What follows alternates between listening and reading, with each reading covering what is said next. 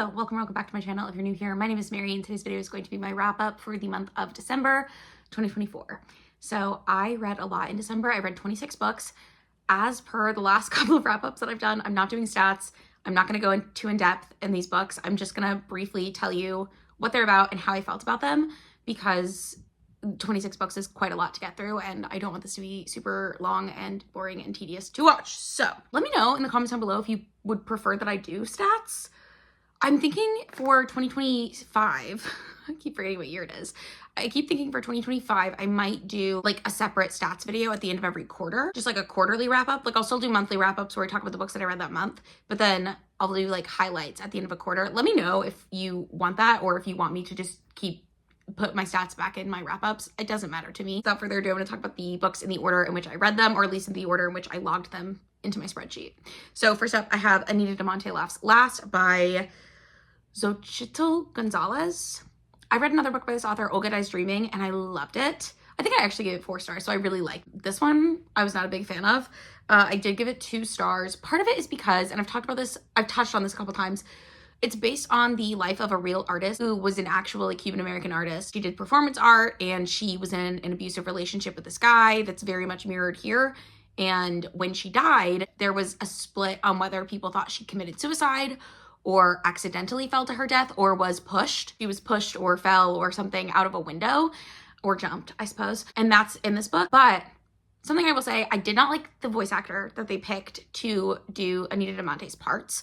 I found her voice very annoying, and she would do like voices with it. And I think she was trying to encapsulate how Anita de Monte was written as such a like flamboyant character, but it grated. I didn't like it. And it was much louder than the other girl's voice. The other girl is Raquel. So this is a story told in 2 timelines. One is the late 90s, I believe. And that's the like present day, I suppose, of the story with Raquel. And she's an art history student and she's discovering Anita de Monte and wants to write like her dissertation on that. And then we're also getting Anita de Monte's story from the ghost of Anita de Monte, who is telling us about her life coming up, and then primarily focused on, I believe it's the 70s or the 80s, like the years right before she died. I think she dies in the early 80s, so I think it starts in the 70s. But anyway, it just wasn't for me. I know that the artist on whom this book is based, her family is very displeased that this book was written and did not want this story to be told this way. So that's disheartening to me. Also, like I mentioned, I was talking about true crime in some video that I did recently. I can't remember what video it was, but there was something that I was saying about how like, if you're going to base something on true crime, I, as a reader and like a person who exists, would prefer, especially if it's going to be like a fictionalized version of that, I would prefer if it were like if someone wanted to base it on like, did this famous person's husband kill them or not? Okay. Change more about the person's life. Like instead of having it be word for word her biography, you could have made her Honduran American instead of Cuban American, which I think this author might actually be Cuban American, because I believe the character in her last book was part of like the Cuban Revolution thing. So I think that was that's like part of her like interest in it. But like you could have made her a singer or a poet instead of a performance artist who does the same type of performance art as this other woman. Like, do you know what I mean? I don't know. It just icked me out. Because overall, it wasn't that enjoyable of a book anyways. It probably would have been a 3-star because it was written fine. Like, she's a good writer. I found the story to be a bit dull and like kind of a reach. And then hearing all the negative things that the family of this person had to say about the retelling of their family member's life, me bump it down to a 2. So anyways, then I read Just for the Summer by Abby Jimenez, which I gave 5 stars. I absolutely loved it.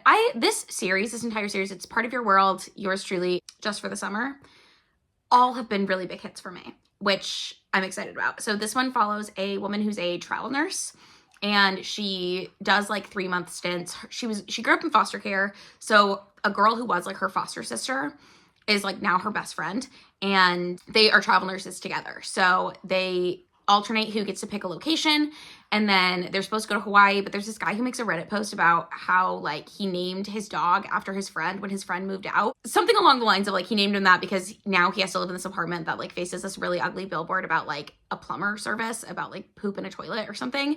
And he's like really mad, so he did that in revenge, and it's like an am I the asshole thing. But then in his post, he talks about how every woman that he dates ends up meeting the love of their life immediately after him. And that's the same thing for our female main character. She feels like every guy she dates ends up marrying the next girl that he dates. And so she messages him and is like, hey, that's so funny. That happens to me too. And they like get this flirty banter, and he tells her basically like, come to Minnesota and let's try to date each other. And then we can each break up and we'll find the love of our lives afterwards. And it goes from there. He's got a lot of family stuff going on because I don't know if it's a spoiler to say, so I'm not going to say. I didn't know. But then also she has a lot of drama with her like birth mother, who has been in and out of her life and is very abusive. And I think this book did a really good job of tackling the like very serious subject matter in a way that was still like palatable to read as like a lighter romance, if that makes sense. So this is like not as light and fluffy as some romances that I've read, but it is definitely like not super heavy. Like I've read some romances that get so heavy that I'm like, okay, I feel like I can't even enjoy this anymore because like I just want to have a silly goofy time and you're making it so serious. But something about the way this was balanced, I feel like it was balanced very well. I also feel that way when I read Emily Henry's books usually. So if you like Emily Henry and you haven't tried Abby Jimenez, you might. I feel like there's some crossover appeal there. And I read Bride by Ali Hazelwood, which is a book that I read because it was nominated in the Goodreads Choice Awards. Interestingly enough, it was nominated in the regular romance category and not the romantasy category, which I don't understand because it is paranormal romance. This is about a woman who's a vampire, and in this world there's vampires, humans, and werewolves, and they're all kind of at war with each other. And the woman is like the daughter of one of the head vampires, and her name is Misery, which I will never forget. Her name is Misery Lark, and she basically, to form peace, like to form a peace bond between the vampires and the werewolves, she has to marry the like werewolf pack leader of a certain group, and then it's their love story. Here's the thing. I loved it. Like I thought it was so good.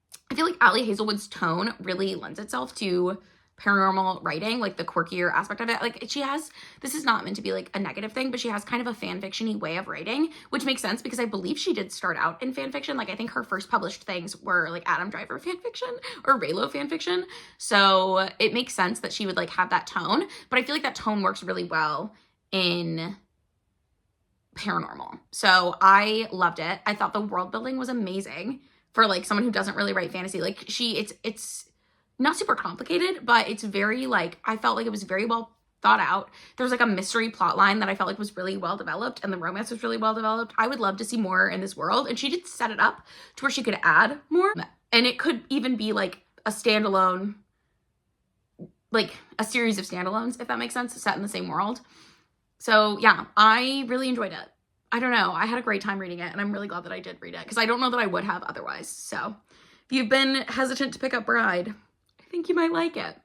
Next up, I have Where Sleeping Girls Lie by Farida Abike Iyamide. I'm not gonna lie to you. I read this primarily while I was flying from Kansas City to Houston for a work thing, which I had to do 2 times in December. Like 2 weeks apart, I had to do the same flight, basically where you leave early in the morning and you get back at like midnight. It's a nightmare. I don't recommend it. This is a like almost dark academia mystery. This is the same author who wrote Ace of Spades. To be honest with you, I liked this book better than I liked Ace of Spades. Like I enjoyed the characters more, but I feel like Ace of Spades plot was more interesting. I hope that makes sense. This is about a girl who's going to school for the first time ever, and she's going to this fancy boarding school. Her parents are dead, and she has, is that a spoiler to say? Like, I don't know if you know what she's sort of like, she's looking for something basically. And I know you like find out things along the way. I won't lie to you. I did not understand what the plot of this book was going into it. And I feel like I can't really explain it because I don't really feel like it says that much in the Goodreads description. Because I remember going back and reading it and being like, okay, she's at boarding school. Now what? So it's very slow, but I think she's a really interesting character to read from. And it goes in a direction that I did not anticipate if it is available to you. I would recommend looking up trigger warnings. I know some people think trigger warnings are like spoilers, but I think if you're triggered by things, I think they're important to know because I'm not triggered by things, but by the time it got to the content that this book was about, I wasn't expecting it. It really took me by surprise. So just something to think about. I don't know. I feel like I have no real thoughts about that because I found the plot very confusing. Oh, I gave it 3.5 stars. So that actually might be the same rating I gave Ace of Spades. I think Ace of Spades I rounded down to 3 and this one I rounded up to 4, but I could be lying about that. I don't know. The next book I read, I was very pleasantly surprised by. It was Stray City by Chelsea Johnson. Chelsea Johnson, sorry, no T. And it's about this woman who is a lesbian, and it's about her like building her own life away from her small town family. I can't remember if she's from Iowa or Nebraska, but it's one of those. And she moves to Portland for college originally, and then her parents cut her off because they find out she's a lesbian, and then she just lives in Portland, and it's about her like lesbian community in the, I think it's the 90s, and she ends up hooking up with a guy after she gets out of a long-term relationship, and she gets pregnant. And then it becomes about her journey in motherhood. All of that to say, the motherhood part is very small, and it's like the last 40 pages maybe that she has a kid. It flashes forward to the kid being like 12, I think is what it is. Most of the book is about her figuring stuff out and like developing this relationship with this guy, which really confuses her because she's like, I don't like guys, and like the fluidity of sexuality. It's very interesting. I really enjoyed the process of reading it. I do wish, however, that it had been more of an even split. Like I wanted to see, by the time we got to the kid, I wanted to see more of that. And you don't really get a lot. You get like a single snapshot, which was fine, but like not ultimately what I wanted. Like I feel like I liked this book a lot more in the beginning than I did at the end, but I would read more from this author. I don't know if she has anything else out, but I just thought it was a really great like found family story, and it was very interesting and like nothing I've ever read. So 4 stars for that one. Then I read Boyfriend Material by Alexis Hall, which is a book that I've been wanting to read for a while. This is a male-male romance, and it's about these 2 guys. One is like a rock star, and the other one is like, oh no. One is the child of a rock star. So he's always been like in the limelight, but kind of on the periphery because his parents are famous, but he is not famous. Except for that he has famous parents, and he keeps getting in trouble, and he thinks he's going to lose his job because he works at, I think he works in, no, he doesn't work in PR. He works in like, he works for a nonprofit doing marketing maybe, but, or like something like that, but he keeps like losing the nonprofit donors because of his, like, he's getting caught in all these shenanigans. So he has to have a fake boyfriend, and he gets this guy who's like very buttoned up. I think the guy's name is Oliver. Don't quote me on that. I think one of them's Oliver. It doesn't matter. But he gets the guy to be his fake boyfriend, and then they fall in love, of course. I love fake dating. I gave this one 4 stars. I really enjoyed it. I didn't think it was like as amazing as I feel like everyone says that it is, but I did like it. I'm trying to decide if I want to take Husband Material off my TBR because I think it just follows the same couple, but like them later. And I don't know if I care to read an extended epilogue. I think I'm happy with their happily ever after in this book, but you can let me know if you think that that's a mistake. Like if you think Husband Material is really, really good, maybe I'll read it. But as of right now, I'm like debating whether I even care. Then I picked up A Very Irish Christmas by Debbie Macomber, which is about a woman whose family is Irish, and she decides she wants to go to Ireland for Christmas because of something. I don't remember why. Maybe she just broke up with someone. I'm not really sure what happened, but she's American. Her family, she descends from Irish people. She books this cottage, and she gets there and she finds out it's actually not even in Ireland. It's in England. I don't know how she booked a flight to the right place if she thought, but it doesn't matter, I guess. I gave this book 2.5 stars. It was very Hallmark movie, which I expected, but I expected it to be more fun than it was. And she ends up having a romance. There's a bit of a love triangle with this like wealthy man who owns the cottages. The thing that happens is the cottage that she booked is not supposed to be able to be booked because it's under renovations. So she has to go stay at this wealthy guy's house, and the wealthy guy has a daughter, I think, and she bonds with the daughter. And then there's also this like hot handyman. And what I'm going to tell you is I think she picked the wrong guy. Like I liked this book, and then I started really not liking it anymore. Like it stopped being fun for me because it was like, she was like hemming and hawing about what guy she wanted. And I just didn't feel the connection between her and the guy that she picked. But I did feel the connection between her and the guy that she didn't pick, if that makes sense. So anyways, not really for me. I gave it 2.5 stars. I probably rounded it up to 3 on Goodreads, but I did not really enjoy this one. I didn't hate it, but it's very like Hallmark movie vibes. And I don't know, like bad, like Netflix version of Hallmark movie. Because Hallmark has their formula down, you know? There are good Hallmark movies. You can fight me if you want, but you're wrong. Then I'm going to just talk about these together. I read some stuff in between, but I read Heartstopper Volume 4 and 5 because I just needed to. And it turns out there's going to be a Volume 6, so whatever. I gave Volume 4 5 stars. Loved it. I gave Volume 5 4 stars. Is that correct? I don't really remember that much about what happened in each individual volume, but essentially Heartstopper is about Nick and Charlie who meet in 6th form, I think. Nick is a year older than Charlie. They meet playing rugby. Nick has been outed as gay against his will at the beginning of the first book, or like before the first book starts. And Charlie, no. Charlie has been outed as gay. Am I not going to remember which one is which? I think it's Charlie who's outed as gay. And then Nick is a, just like kind of a bro, he seems like, but then he turns out is bi. And that's like what the first book is about, them like developing their relationship or whatever. It's very cute. The third one remains my least favorite. That's the one where they go to Paris. Did not care for that at all. But I liked it. I like these. They're good. I'm glad that I've continued to read them. I'm not a graphic novel person, which I've mentioned before. I don't like looking at pictures. It does nothing for me. So it's fine.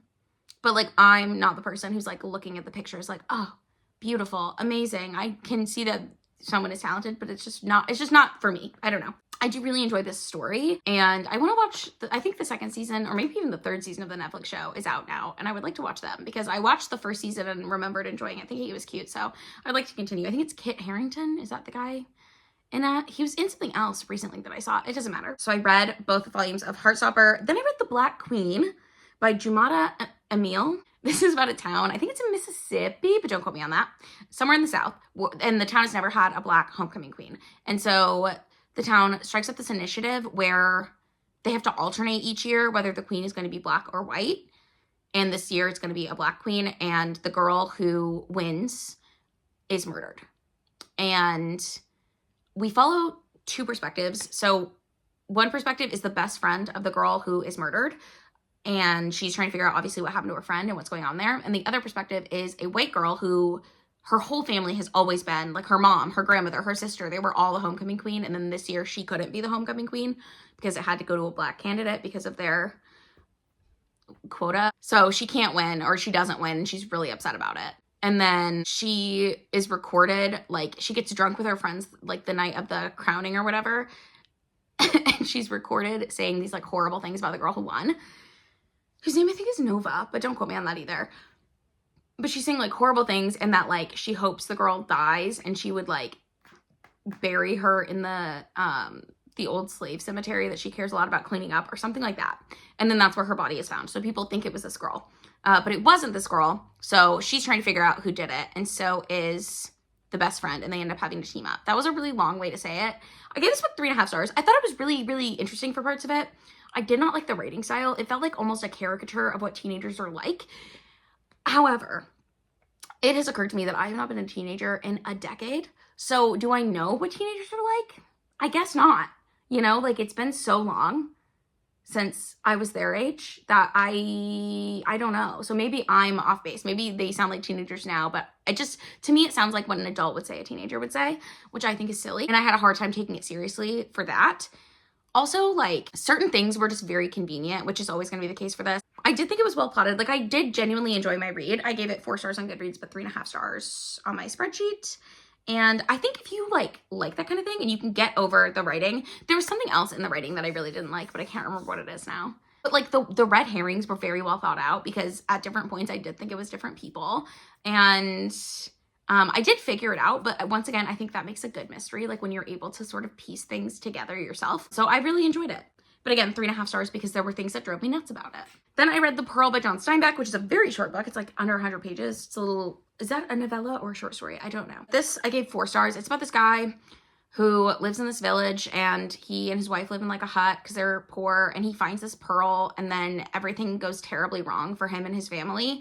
And I gave this 4 stars. Yeah, I already said that. I think I'd already read this, but I didn't remember. I think I read it in high school, but as I was reading it, I was like, this sounds familiar, but I think I've already read it. I enjoyed it. I had a good time reading it.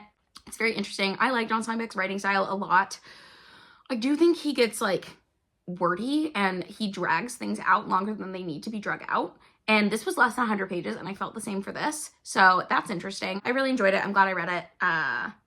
Those are my notes on that. Then I read a trilogy. It's Desolate, Disgraceful, and Absolution by Autumn Gray. And by the end, I was kind of hate reading these. So I gave the first one 3 stars. I thought it was fine. And then I continued to the second and the third, and I liked them less. I gave them, realistically, they're like 2 and 1 stars, but I gave them both 2 stars. It was fine. It's a romance trilogy, but the trilogy follows the same couple, and it's very dramatic. It's new adult, and it's a girl who always grew up in the church, and I think she's a single mom, but she's mixed. And then the boy, his parents died in an accident, so he was raised by his uncle who was a priest, and he decided he wanted to be a priest too. And then so he's gonna go to seminary and be a priest. I don't know if you know about priests, but priests don't have romantic dalliances. They're not allowed to. They marry the Lord, and that is their job. He and Grace get together. And that's really what's happening in book 1. And then books 2 and 3 sort of go with like the fallout of that, and the fallout of it was very boring for me. I didn't care about it. Book 2 introduces a new love interest for Grace, and I was like, why is this even happening? Who cares about this guy? And then, of course, in book 3, she's having to pick between the 2 love interests, and I just didn't care for that either. So for me, this was like not really my thing. I don't know if it's like the age or angst, because everyone was like, oh my god, I love an angsty romance, and all the positive reviews. A lot of people really like the series. I think maybe I don't love an angsty romance, I think is what I'm learning about myself, because that was my least favorite part. My favorite part was the fact that he was supposed to be a priest. He wasn't yet, but like that was his goal, like the little like taboo nature of that. I really enjoyed that. Like they had to keep their relationship a secret. I thought that was very fun, and I was excited to see where it went, and then I didn't like where it went. It like lost my interest, but I did want to know what happened, so I sped through the 2nd and 3rd book immediately afterwards. Then I read Toward Eternity by Anton Hur, which is a book that I really liked at the beginning. It's a sci-fi book. It was nominated in the Goodreads Choice Awards, which is why I picked it up. I think we're still going through some of those. And this is kind of an interesting one. So it's set over a long span of time, and it's kind of like the short story thing that I like, where each section is told by one character in one set of time, and then we move to a different character in a different time. If you liked This is How to Lose the Time War or whatever, which I really enjoyed that book, this reminded me a lot of that. If you didn't like that book, you might have better luck with this one because it isn't as confusingly written, but it is very similar with like how it plays with time and like the concepts that it uses. But it's so the beginning of it, we're set at this research station in South Africa where they are able to like it's like the human body, but you live forever because they put these things called nanites in you, and then that makes you become a fake person. I don't know if that makes any sense. Like you live forever, like so they've cured cancer by doing this. And we're first following the scientist whose mother came up with this idea, and one of the things has just disappeared randomly out of nowhere, and they're trying to figure out where he's gone. And then he comes back, and we're following him for a while, and then you're just following different things. I feel like I can't really explain it because so much happens in so little time, or so little pages. It's only like 250 pages, but it was really good. I gave it 3.5 stars. It got a little much for me as it went on. There's in the future scenes, there's a lot of battle going on between like the humans and the nanodroids or whatever they're called, and I didn't love that. As we all know, I don't really like battle in books. It's just not really my thing, but you know, it was interesting. I did really enjoy it, but by the end I was sick of it. Then I read The Unbearable Lightness of Being by Milan Kundera, which is a classic book. It's from Czech Republic, I believe. Maybe it was Czechoslovakia when it was written. I don't really know. I liked parts of this a lot. Like I liked a lot of the ideas that this book had. I liked a lot of the like lines in the book. I thought it was very interesting. I'm very glad that I read it. I've been meaning to read it for a long time. My siblings had to read it in school and I never read it. So for all of those reasons, like I'm grateful that I read it. I feel about this similarly to how I feel about Anna Karenina. This was not nearly as trying as that because it's not nearly as long, but also it just is not for me. I gave it 2.5 stars, which is, I feel, very generous. I probably rounded up to 3 on Goodreads, which is probably too generous. But this is about a guy who can't stop having affairs. And then it's also about like the woman that he's married to and the women that he has affairs with and like their lives. And it was pretty boring. He and his wife have a dog, and the dog and the wife's parts, like talking about the relationship between her and the dog and how like she felt about the dog and all of this stuff, that was the best part to me of the whole book. And it did make me cry. So you can imagine what happens. But this book does span a decade plus. And yeah, I'll let you just use your imagination there. But you know, it just wasn't really ultimately for me. I've heard other people really like it. Like, a lot of people love this book. And a lot of people have a lot of love for this author. I don't think I'm going to read anything else by him because I haven't really heard of anything else by him, and I didn't like this one. So I'm probably not going to put myself through it again. So I read another mediocre book. I read Alter Ego by Alex Segura, which is a sequel to a book that I read earlier this year. I saw that it came out. My library had a copy that was available immediately, and I was like, yeah, I'll read it. Why not? Again, comic books are not really hugely my thing, and this one is similar to the last one, except for, okay, so book one, we're following this woman who gets embroiled in this like mysterious death thing that's happening, and it's set in the 70s, I think, in New York City, and she is a comic book artist who creates this character called the Legendary Lynx. In book two, there are some things that have happened since book one that I can't really tell you because they spoil what happens at the end of book one. But as the aftermath of that, we're following a character who works in film, and she used to work in comics like a while ago. She's had a baby since then, and now she works in film. And she is getting hired on by the people who own the Legendary Lynx comics to create to bring the Legendary Lynx back, basically this comic that was written in the first book, to bring it back for a modern audience. This is set in the late 2010s, early 2020s, I think, is when this all happened. It's not like present day, but it was like set in a specific time, which I think is interesting. And so she's working with this director to do all this stuff because they want to have like merch, they want to have movies, they want to do all this stuff with the Legendary Lynx because of how much buzz the Marvel movies are getting, basically, is what it is.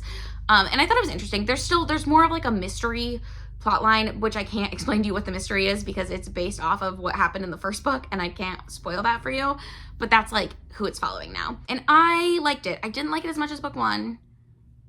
I don't think I'll read anything else in this world, but I could be convinced, I guess. Like, it's interesting to me, but it's not like ultimately something that I love, but I didn't hate reading it, if that makes sense. Like, it was fine. 3 stars. Then I read You'd Look Better as a Ghost by Joanna Wallace, and I gave this 5 stars. This is about a woman who's a serial killer, and her dad has just died, so she's joined this bereavement group, and someone in the bereavement group finds out that she's a serial killer, and then it's about all the lengths she has to go to keep her, like, killing under wraps, and it's very funny. It's, like, very dark, but also, like, I loved the main character. Like, I just, something about her really, like, clicked with me. And also, the people that she's killing are typically, like, bad people. Like, it feels more like vigilantism than anything. This book does talk a lot about, like, elder abuse. So if that's something that is triggering for you, I don't think I've ever read a book that delves that much into it. But there's a lot of elder abuse. And we also get lots of flashbacks from when this little girl was a child. Oh, no, when the main character, when she was a little girl. And how awful her mother was to her, which is like the birth of the serial killer nature in her, I guess. I just ultimately thought it was like very fun. I had a really good time reading this one. I'm really glad that I read it. And I listened to The Dinosaur Artist by Paige Williams, which is a true crime book, sort of. It's about this guy who was a like amateur, not archaeologist, but like not even paleontologist. He was a guy who wasn't a paleontologist who would go find like fossils and dinosaur bones. And he paid a lot of money to go on these expeditions to do this. And then he would sell the skeletons.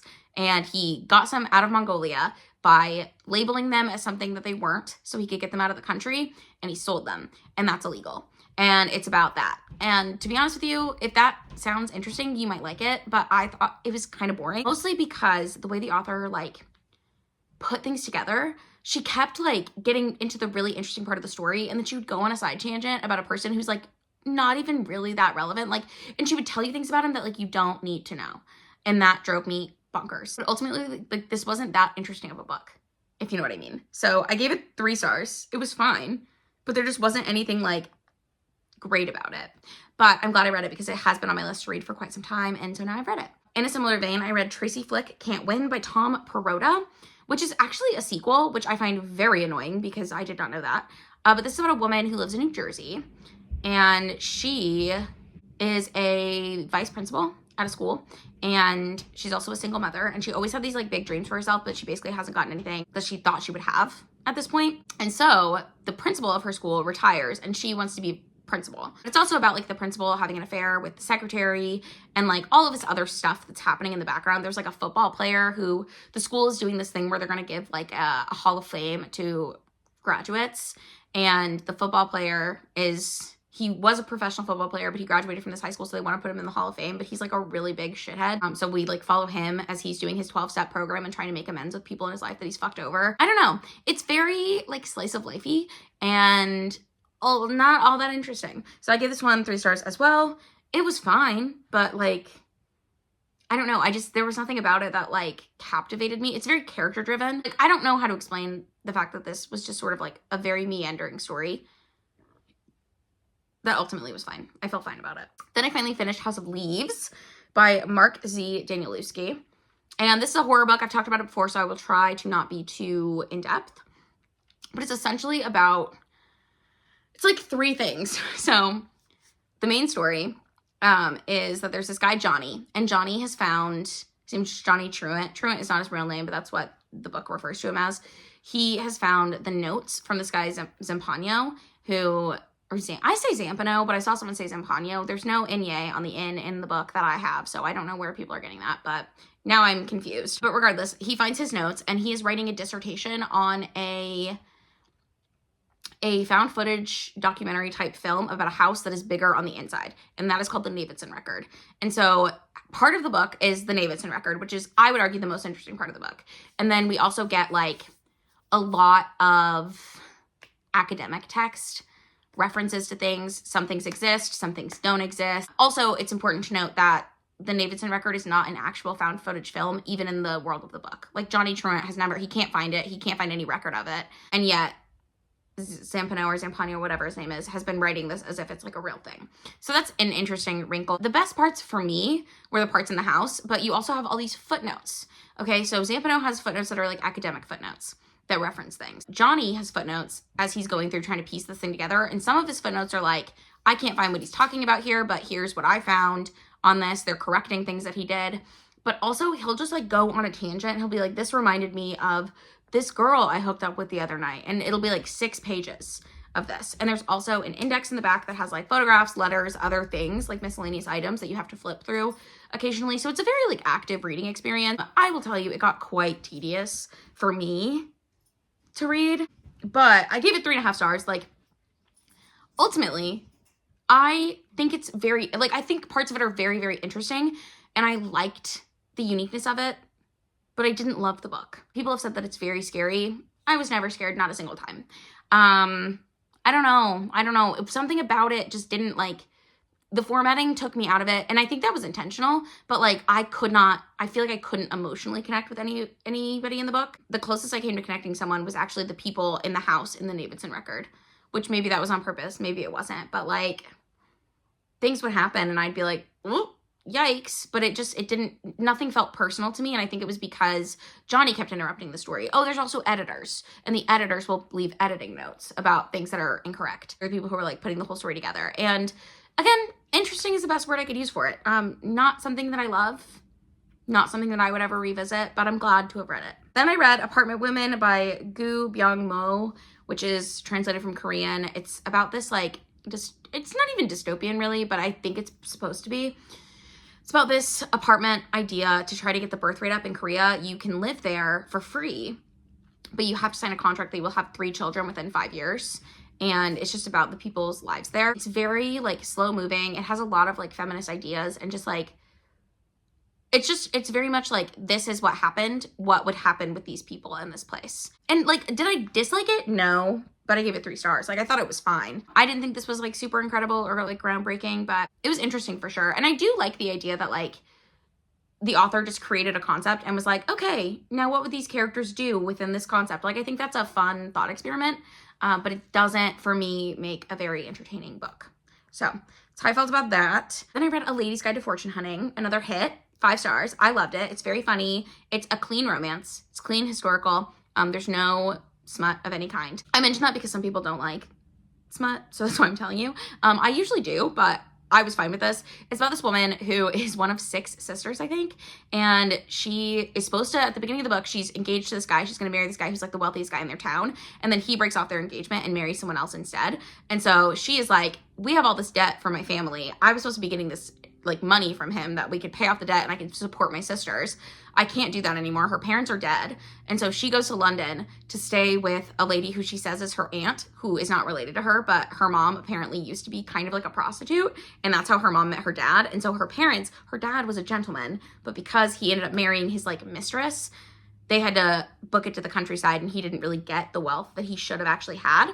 So that's like all backstory, but she gets there and she's trying to find a man to marry, and she sets her sights on this guy named Archie, who is not titled, so he's not like a duke, he's not like a viscount or whatever. He's just like a guy from money.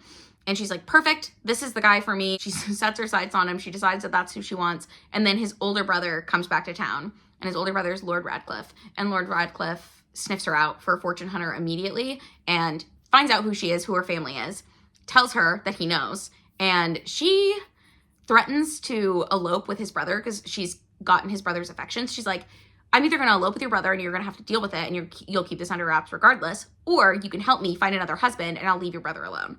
And so that's what they do. And then she falls in love with him, or he falls in love with her, and that's how it goes. I loved it. I thought it was so fun. I really liked the tone of it. I really liked the like idea of the fortune hunter thing. I just thought it was fun. I had a good time. Then I read First Light Wins by Ashley Elston, another book that I loved, that I've seen a lot of negative reviews of recently. I don't know why I loved it so much, but this is a mystery thriller. It's not a spy thriller. So I've heard people call it an espionage or like spy thriller. It's about a con artist. The woman is a con artist.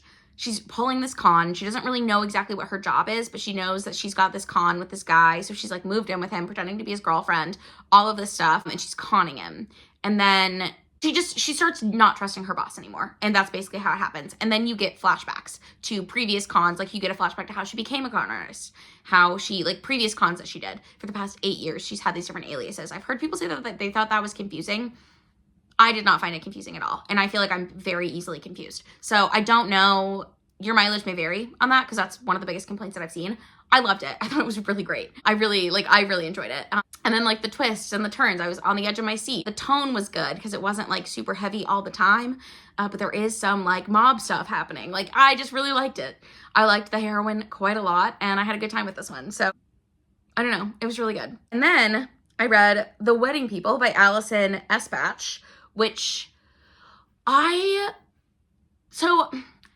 half of me expected to love this book because everyone seems to love it, but knowing the premise of it, I was like, I don't know. And then I ended up giving it 4 stars. I really, really enjoyed it.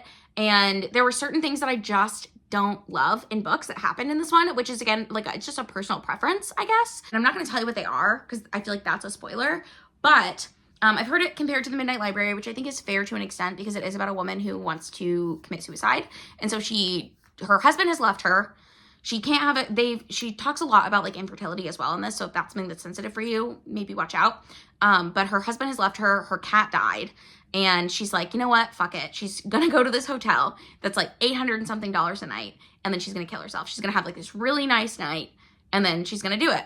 And when she gets there, she's the only person at the hotel who is not there for this wedding. And she meets the bride. And here's the thing. The bride is like a bad person. And I loved her. Like, I couldn't get enough of reading her. Like, neither of these characters are like good people or like exemplary, but they're interesting enough to want to follow. Like, these are the characters that I'm okay with for a character-driven story, personally. The bride is like, you can't commit suicide. This is my wedding. You're gonna ruin my wedding. And then she ends up like enveloped in all these like wedding activities with the wedding people, and that's like sort of what happens. I really enjoyed this book. Like, I thought it was very cute. Again, there are certain things that happened that I did not like, but that's a personal thing, and I'm not going to tell you what they are because I feel like it's a spoiler for what happened. Because I think also if I'd known that they were coming, it wouldn't have bothered me as much, but I did not know that they were coming, and I did not like it. So there's that. But then the last thing that I read in 2025, unfortunately, I gave 2.5 stars. And that is Sister Snake by Amanda Lee Coe. And this is a magical realism book. So it's set partially in the US, partially in Singapore. And we're following these 2 women who are not biological sisters, but they're like chosen found family. They're immortal and they're snake people. So they can like turn into snakes, but they need this thing called chi to survive, which is basically like human essence. And when we're at the start, they are not in each other's lives right now. One of them is working basically as like a sugar baby in New York, and the other one is married to a very wealthy politician in Singapore. And the sugar baby gets in trouble in New York, so the wealthy one from Singapore comes and gets her and is like, look, you can come live with me in Singapore. will take care of each other. And it's like about their relationship. And it also does like flashbacks of why they're no longer in touch and like things that they've done in the past and just showing their personalities. I just thought this book was like a very interesting premise, but nothing interesting happens outside of the premise for me. And I just didn't love it. You know, I gave it 2.5 stars. I think this has an audience. I just don't know that the audience was me. But anyways, those are the 26, is that what I said? 26 books that I read in the month of December. This was a really long video, so thank you for sticking through it.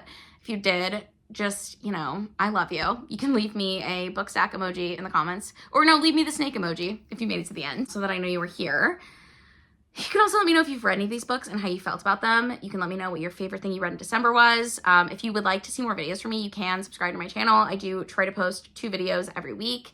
It's something that I really would like to be better about in 2024 or 2025. I keep forgetting what year it is. I don't know.